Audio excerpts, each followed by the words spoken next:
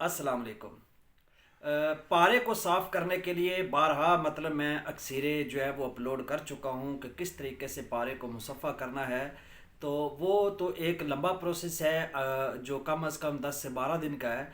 लेकिन उससे पहले अगर आप कुछ छोटी मोटी अक्सर बनाना चाहते हैं तो उसके लिए आप अगर पारे को यानी मरकरी को साफ़ करना चाहते हैं तो वो एक तरीका है।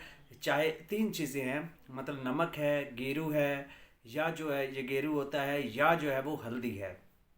अब आप क्या करें, पारे को ले, नमक ले ले, शीशा नमक जिसको बोलते हैं, उसके अंदर आप इसकी रगड़ाई कर लें एक तरीका, या गेरू के अंदर रगड़ाई कर लें या हल्दी के अंदर कर लें। तो बेस्ट बेस्ट और बेहतरीन जो है वो आपके पास हल्दी है कि आप हल्दी के अंदर पारे को खरल करें। हल्दी आपकी बिल्कुल जो है वो ब्लैक हो जाएगी। उसके बाद इसको साफ़ कर लें पानी के साथ। पारा डेफिनेटली पानी में नीचे बैठ जाता है। फिर उसके बाद आप दोबारा हल्दी डालें। फिर तो तब तक करते रहे जब तक हल्दी अपना रंग बरकरार रखती है। यानी अगर ब्लैक हो जाती है तो इसका मतलब है कि पारे के अंदर मैल है। तो ये एक बहुत तरीका आसान था पारे को साफ़ करने का। शुक्रिया।